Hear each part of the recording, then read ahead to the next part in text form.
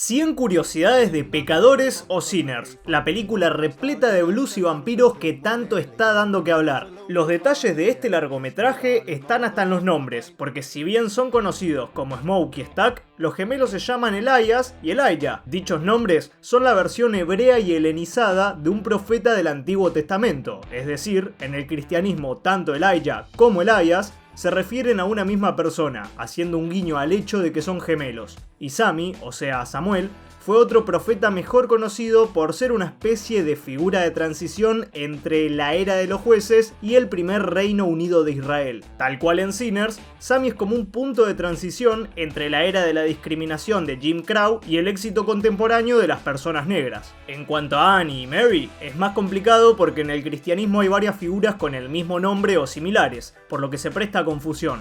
Más que a la Virgen María, Mary pareciera ligarse más a María Magdalena, sanada por Jesús tras ser atormentada por demonios, y quien más tarde se convierte en la primera testigo de la resurrección. La Mary de Sinners es la primera en convertirse en vampiro y la primera en tratar de difundir el vampirismo. El homónimo de Annie, en cambio, podría ser Hannah, ya que al igual que ella, perdió a su hija siendo una bebé. Ana la profetisa fue una de las primeras en reconocer a Jesús como el Mesías, y por último, en ciertas lecturas se reconoce a Santa Ana como la madre de la Virgen María, por lo que Annie tendría características de las tres, siendo una mujer sabia, observadora y amorosa. Dejando a un lado la religión, los apodos de los gemelos son en honor a Smokestack Lightning, una icónica canción de blues de la leyenda del género Howlin' Wolf. Y además de esto, la palabra Smokestack, la cual significa chimenea, refuerza la naturaleza de los hermanos, los cuales trabajan como uno al estar juntos, al igual que el fuego y la pila de leña o madera lo hacen. Aparte, Smokestack Industry se le suele llamar a las industrias pesadas que producen artículos de gran tamaño o insumos para otras industrias, lo que de a poco buscaban construir los gemelos, al menos lo que buscaba Smoke. A todo esto, mencioné a Jim Crow y no expliqué nada. A pesar de que la película también asume de que todos sabemos de quién hablan, la verdad es que a muchos se nos pasó desapercibido. Jim Crow, también mencionado por Stack tras resucitar, no es alguien, sino un término histórico que se refiere a leyes estatales y locales del sur de Estados Unidos que legalizaban la segregación racial tras la guerra civil, es decir, permitían separar a las personas basadas en su raza o etnia.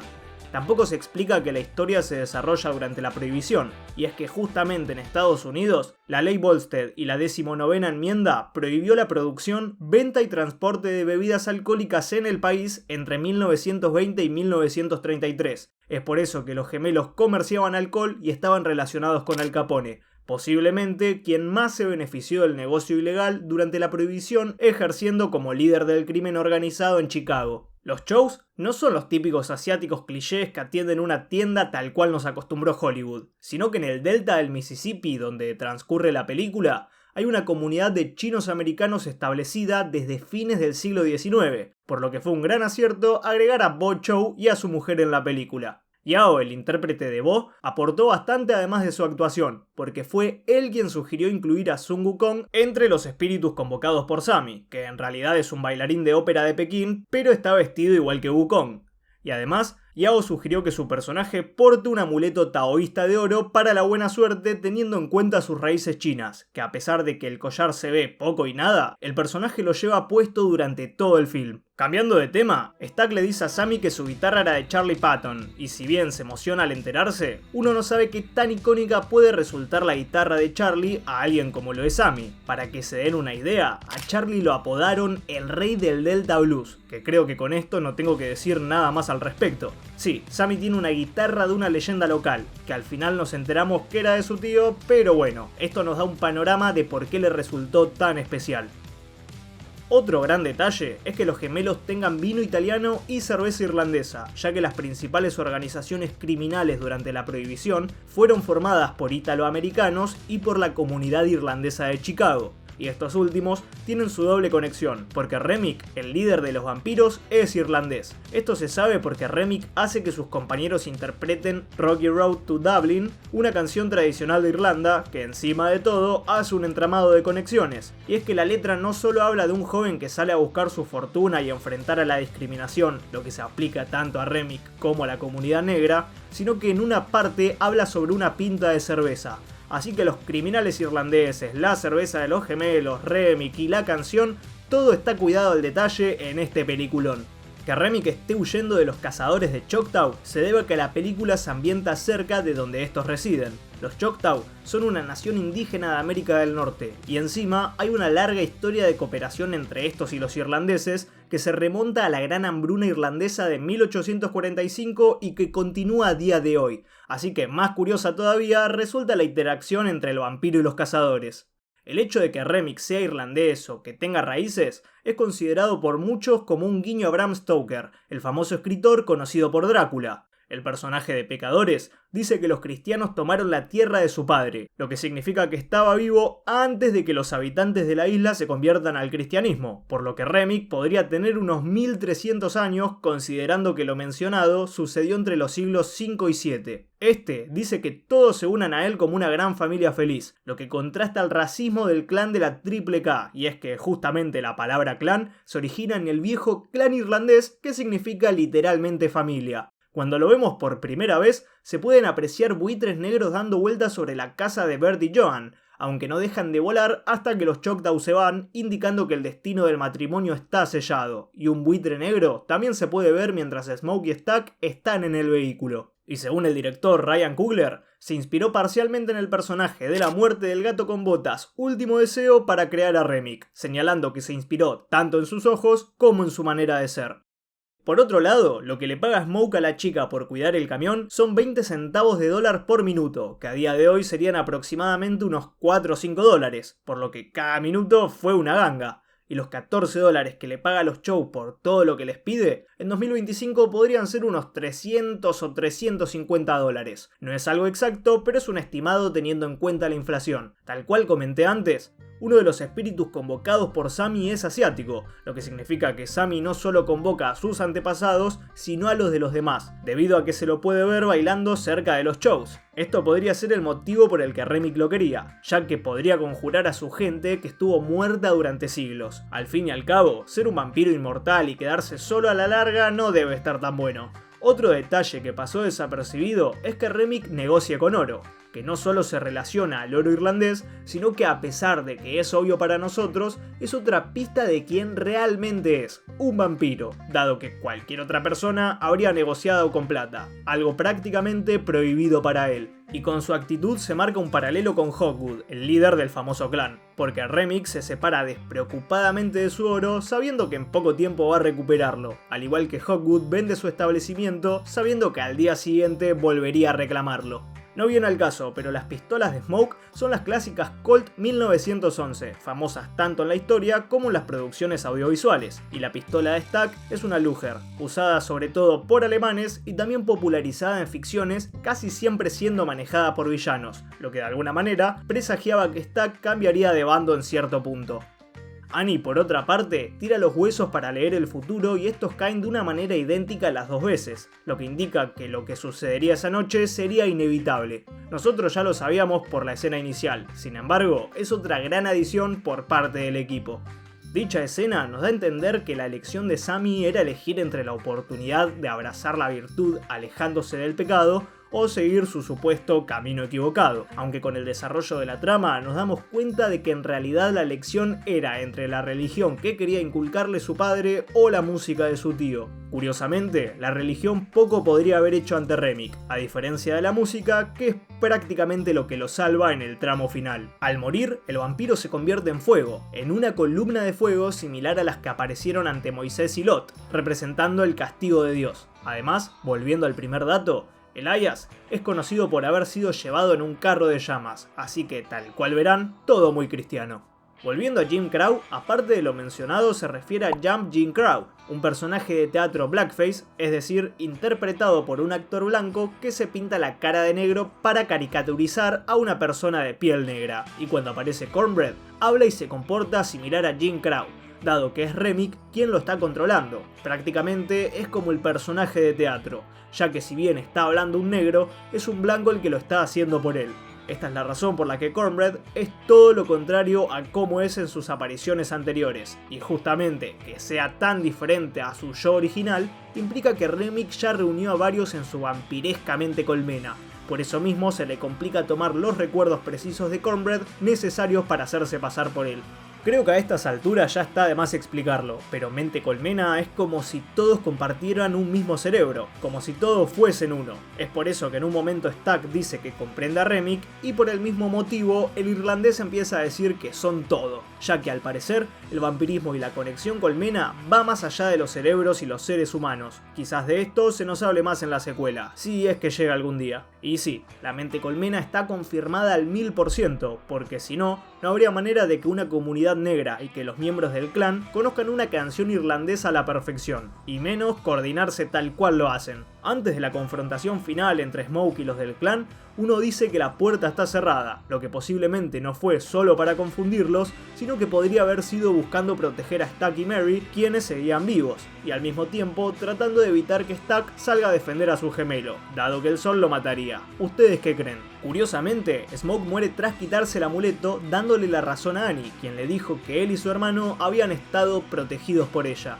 y al igual que vimos a lo largo del largometraje, los gemelos se diferenciaban entre otras cosas por sus colores, estando Stack ligado al rojo y Smoke al azul. Este último se despoja de cualquier prenda o detalle de su color característico en su escena final, más su camiseta se torna roja por la sangre, como si de alguna manera su hermano siguiese junto a él, o como si se volviesen uno tal cual buscaba Remick. En las escenas post créditos, quien interpreta al envejecido Sammy es el legendario guitarrista de blues Buddy Guy. Curiosamente, Mary tiene una chaqueta con un diseño que recuerda a un tablero de ajedrez, y Buddy Guy fue dueño de un bar de blues en Chicago llamado Checkerboard Lounge entre 1972 y 1985. Checkerboard significa justamente tablero de ajedrez. Stack reaparece y lo vemos con oro encima, aunque al contrario de Remick, no lo usa de moneda ni insiste con Sammy cuando rechaza su propuesta, lo que marca una gran diferencia con el primer vampiro. Si bien ni bien lo vemos, da la sensación de que Stack se volvió igual a él, no puede ser más diferente. Y otro contraste se marca entre los gemelos y Remick, porque los primeros se caracterizan por la disposición a negociar que tienen, al punto de enseñar a una joven a regatear. No obstante, Remick no acepta ser rechazado ni altera sus términos, o es como lo propone o es como lo propone, demostrando lo diferentes que son los protagonistas con el antagonista de Sinners. Siguiendo con los post créditos, no sé si se habrán percatado, mas la banda de Sammy se llama Pearline, obviamente en homenaje a su amor del pasado.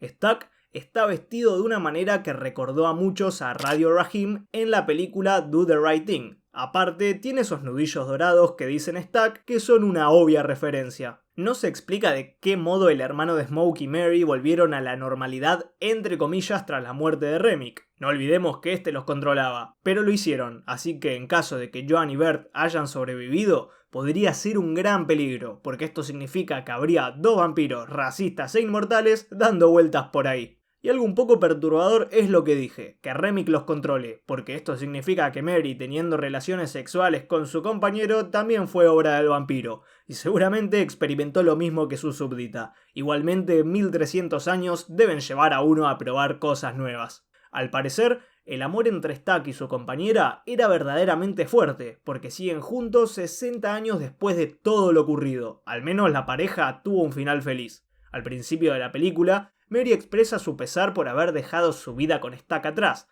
que además hubiera sido complicada por la época y el contexto, aunque ahora tienen una vida entera para estar juntos en una sociedad mucho más tolerante. La escena de la serpiente al comienzo de la película representa a Remick, quien se desliza dentro de los negocios y comunidad de los gemelos y quien muere después de que su cabeza es apuñalada, de diferente manera, pero apuñalada al fin y al cabo.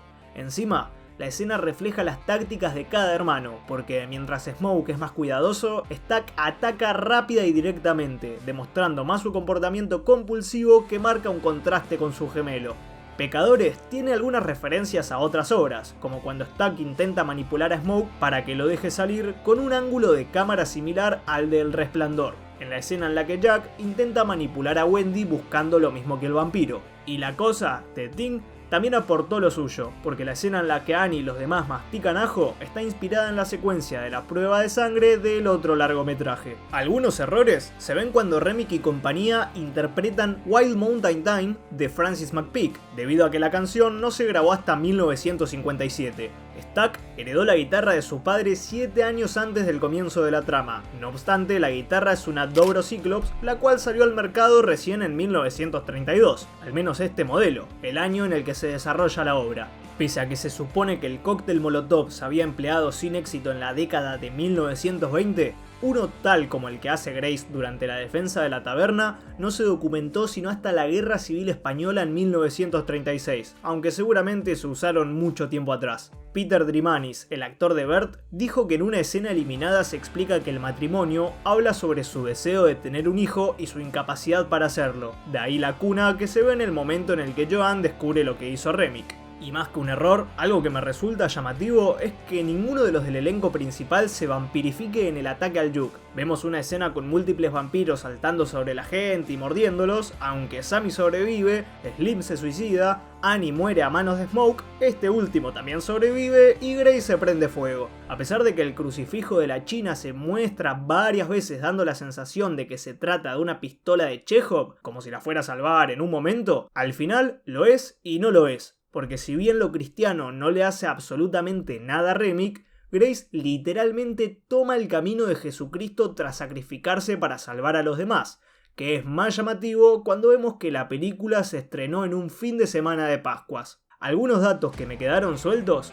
son que la icónica escena de Sammy tocando su hit y liberando su poder sin saberlo fue filmada en una sola toma, lo que nos deja ver el impecable trabajo del equipo responsable detrás de esta película, con una gran coordinación no solo por parte de los intérpretes, sino de los encargados de las cámaras. Pese a que en el mundo real los vampiros modernos son conocidos por obras como Drácula, Nosferatu o Carmilla, en Pecadores los vampiros se conocen gracias al vudú, y es que antes de formar parte de la cultura popular, los vampiros, o al menos un concepto muy similar, era parte del folclore afroamericano en el sur de Estados Unidos y otras zonas, siendo un gran acierto histórico y una manera diferente de presentar las cosas. El hecho de que uno de los espíritus convocados sea de alguien vestido como Wukong también se liga a Smoke y a Stack, porque Wukong era conocido por desafiar a la autoridad y por su rebelde autodeterminación, de manera similar a los gemelos.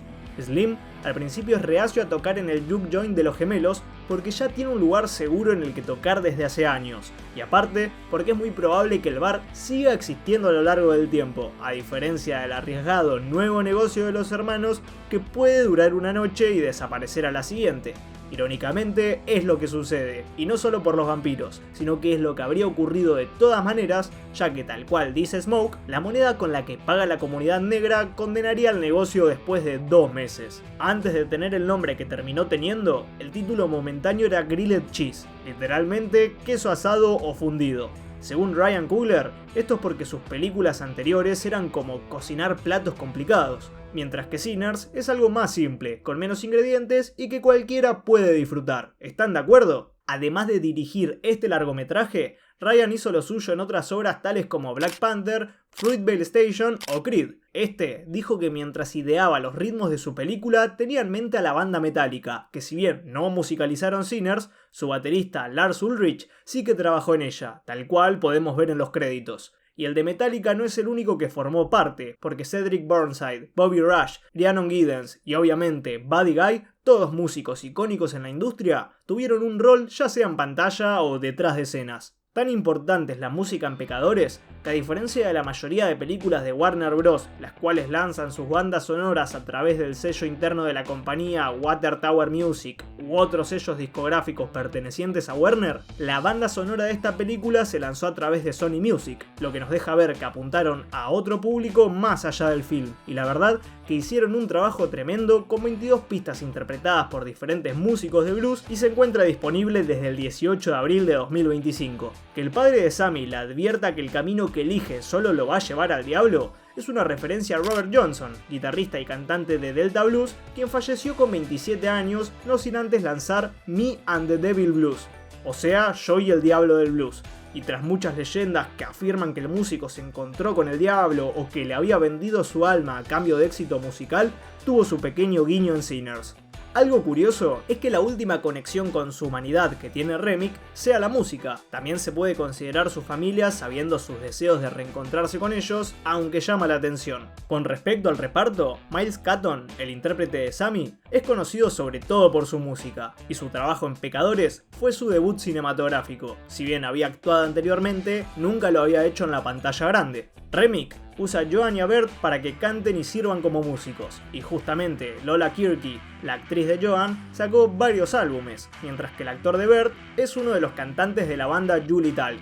La canción Dangerous es original de la película y no solo fue interpretada por Hailee Steinfeld, sino que también fue ella quien escribió la letra. Miles, por las partes del guión que había leído, creía que la película no incluía elementos sobrenaturales y no se enteró que estaba protagonizando un film de vampiros sino hasta que llegó al rodaje. Hailee, en cambio, habló sobre hacer descubrimientos sobre sus raíces a la hora de prepararse para su rol en la película, ya que Mary es una mujer multirracial al igual que ella.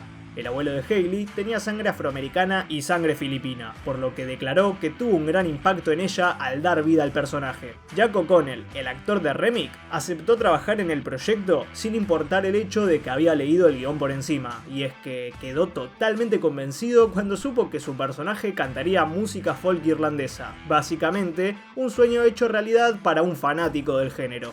Los que interpretaron al par que trataba de robarse el camión, Sam Malona y Jaquan Monroe Henderson, también trabajaron juntos anteriormente en la película Nickel Boys en 2024, y gran parte de esta película se grababa en vivo en el set mientras los miembros del elenco interpretaban canciones con instrumentos o con su voz. Es decir, todo se capturó en el momento y no se grabaron los instrumentos o las voces posteriormente, al menos no la gran mayoría. Y a pesar de que seguramente el sonido se editó más tarde con fines de pulirlo al máximo, sigue siendo algo de aplaudir. Michael B. Jordan en entrevistas dijo que nunca lo atraparon mucho las películas de terror y eso mismo fue uno de los motivos que lo impulsó a involucrarse en el proyecto. Dijo que trabajar en Sinners resultó ser una gran experiencia para él, dado que fue tanto su debut en el terror como interpretando a dos personajes en una misma obra, ganándose el elogio de sus compañeros y de los fanáticos. Ryan Coogler, el director, quedó tan impresionado por la audición de Miles que lo eligió rápidamente, declarando que estaba en la oscuridad con las luces muy bajas y eso le resultó muy intrigante. Además, que con lo que Ryan describió como una voz única, se quedó con el papel de Sammy en un santiamén. El blues no es su género, así que durante una sesión de lectura junto a Michael y el director, el compositor Ludwig Göransson lo hizo cantar Dead Letter Blues de Soundhouse para que se vaya adecuando y aprendiendo con el objetivo de cumplir con los requisitos que el rol exigía. Por otra parte, Wunmi Mosaku y Hailee Steinfeld hablaron sobre la vasta cantidad de sangre falsa que utilizó el equipo de maquillaje y efectos especiales, comentando que se bombeaba más de lo que uno cree durante el rodaje y que uno tiene que aprender a estar cómodo con sentirse incómodo porque es una experiencia bastante pegajosa, sin dudas, gajes del oficio. Lo que sí, pese a su profesionalismo y todo, quien no pudo soportar la incomodidad fue Michael B. Jordan, que se acostumbró a los colmillos, al calor, a la ropa gruesa y todo, pero se desahogó con el director diciéndole lo asqueroso que era tener que trabajar de ese modo. En cuanto a influencias, Coogler dijo que sus dos mayores inspiraciones audiovisuales para el largometraje fueron From Dusk Till Dawn y The Faculty, ambas películas dirigidas por Robert Rodriguez. Cuando le preguntaron por una posible secuela, que es algo que muchos quieren saber, respondió que ideó Pecadores como una historia concluida, dando a entender que su llegada es complicada. Igual con lo bien que le está yendo, las posibilidades crecen. La historia podría seguir con Stack y Marie, remontarse aún más al pasado, hablar de los Choctaw, de Remick o ser una trama diferente, aunque el tiempo nos dará la respuesta. Sinners fue filmada principalmente en Nueva Orleans y de las áreas aledañas de Luisiana durante la primavera de 2024, así que si quieren visitar los lugares de rodaje ya saben a dónde ir. En el momento en el que se filmaba, el clima no ayudaba mucho porque hacía un calor impresionante, haciendo que Wunmi Mosaku se sorprenda por el profesionalismo de Michael B. Jordan, que mantenía la compostura y hacía un gran trabajo a pesar de estar cubierto de trajes para nada favorables teniendo en cuenta el calor que hacía en el lugar. Mosaku dijo que todos hicieron bien lo suyo y que dentro de todo fue aguantable, a excepción de los insectos, que provocaba quejas de todo el mundo. Y Dolly Lee, periodista y documentalista asiática estadounidense, está en los créditos como consultora en la historia china del delta de Mississippi. Dijo que los chinos originalmente vinieron aquí para trabajar en los campos de algodón. Con el fin de la esclavitud, los propietarios de plantaciones ya no podían depender del trabajo libre de los esclavos, por lo que miraron a los chinos, que eran baratos, desechables y políticamente sin voz. Pero con condiciones difíciles y poca plaga, trabajar en los campos no duró mucho. Pronto comenzaron a abrir tiendas de comestibles en pequeñas ciudades arriba y abajo del delta,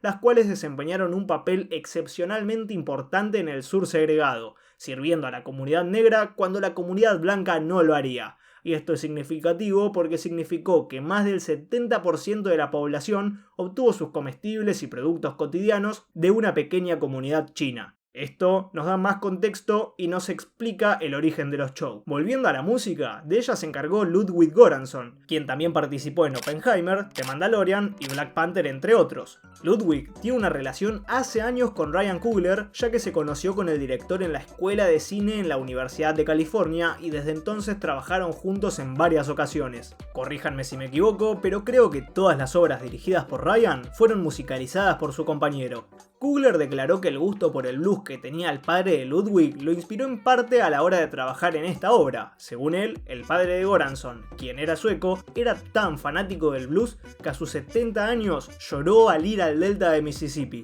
De nuevo con su hijo, el músico alquiló un estudio de una iglesia en Nueva Orleans junto a su esposa Serena y trabajaron junto a Jack O'Connell y compañía mientras los ayudaba a ensayar las canciones que tenían que cantar.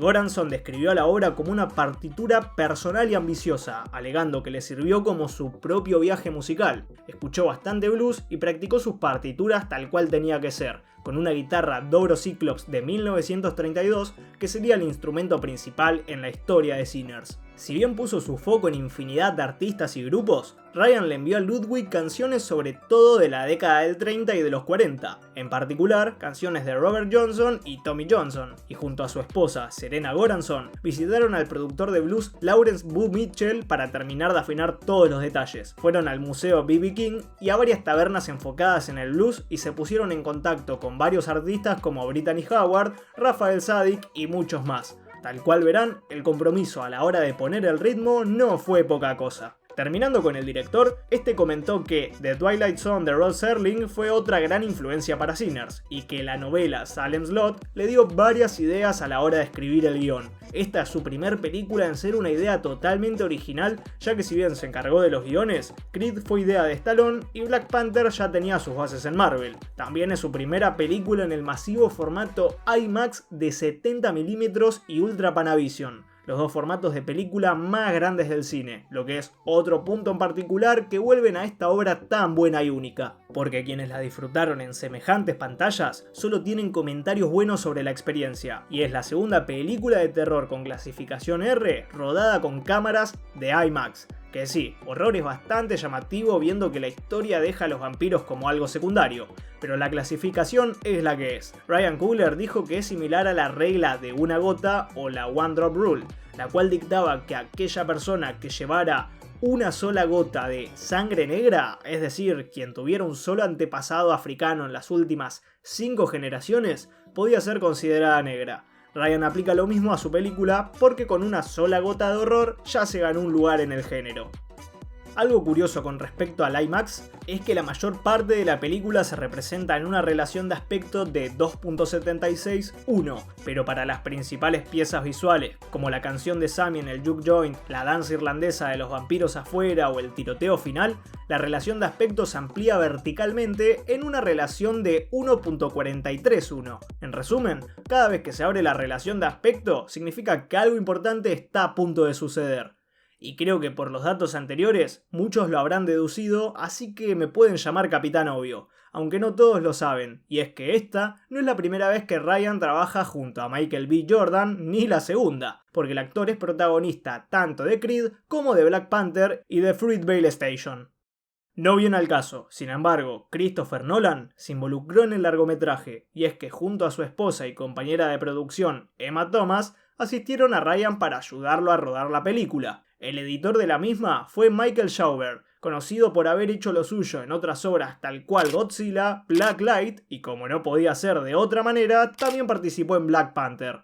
Mientras que la principal operadora de cámaras es Autumn Durrell Arkapaw, quien trabajó en Mainstream, Teen Spirit y Black Panther Wakanda Forever. Michael B. Jordan, Hailey Steinfeld y Winmu Mosaku formaron parte del universo cinematográfico de Marvel porque dieron vida a Eric Killmonger, Kate Bishop y a Hunter B. 15 respectivamente. Pese a que Stark y Mary son amigos desde sus infancias e incluso tenían un romance, Michael B. Jordan es 10 años mayor que Hailey, aunque bueno, por algo se llama actuación. No se reveló cuánto fue el presupuesto exacto para llevar a cabo la obra. No obstante, se estima que aproximadamente se invirtieron unos 90 millones, lo que resultó una ganga porque tan solo en su primer fin de semana en Estados Unidos y en Canadá, Sinners recaudó unos 5 millones, y el director salió a agradecer a los fanáticos porque superaron los 60 millones en el resto del mundo. Evidentemente, la cosa salió rentable teniendo en cuenta que no van ni 10 días desde su estreno. La verdad, el recibimiento que está teniendo es increíble, porque en IMDb cuenta con un sólido 8,2 al momento de grabar esto, que se basa en más de 30.000 opiniones, mientras que en Rotten Tomatoes no solo tiene un 98% de aprobación por parte de la plataforma, sino que el público le da un índice de aprobación de 97%, algo totalmente merecido que se suma a las múltiples buenas reseñas que la película tiene en otras plataformas y lugares. ¿Y ustedes cuánto le dan del 1 al 10? Antes de terminar, voy con 5 datos que pueden ser obvios para muchos y desconocidos para otros. El motivo por el que los vampiros piden permiso antes de entrar es porque en el lore o en la tradición vampiresca, el requisito de que los vampiros sean invitados es un tropo común. O sea, esto no es original de Sinners, sino que pasa en muchísimas obras más. Smoke y Stack son veteranos de la Primera Guerra Mundial, algo que no recuerdo que se diga explícitamente, aunque se da a entender en varios momentos. Juke Joint, el nombre que tienen las tabernas en este film, no son necesariamente tabernas, sino que es el término usado, sobre todo por afroamericanos, para referirse a un establecimiento informal en el que hay música, baile, juego y bebida, operado principalmente por afroamericanos en el sudeste de los Estados Unidos. Percy Bell, el doble de Michael B. Jordan en esta película, tiene doble actuación, porque también aparece como uno de los trabajadores que se pueden ver en esta escena. Con esta terminan las curiosidades de Sinners, porque de otras series y películas hay por doquier, y no te olvides de decirme sobre cuál querés que sea el próximo video. Sé que lo dicen todos, pero más del 95% de los que me ven no se suscribe, y siguiéndome me ayudás más de lo que crees. Yo te doy datos, ayúdame a conseguir la plaquita. Lo mismo digo con un like, es solo un clic y a mí me ayuda a que YouTube recomiende más el video y por ende me ayudan a comer, así que ya saben. Habiendo dicho esto, muchísimas gracias por haber llegado hasta acá. Espero que hayas disfrutado del video y te veo en el siguiente.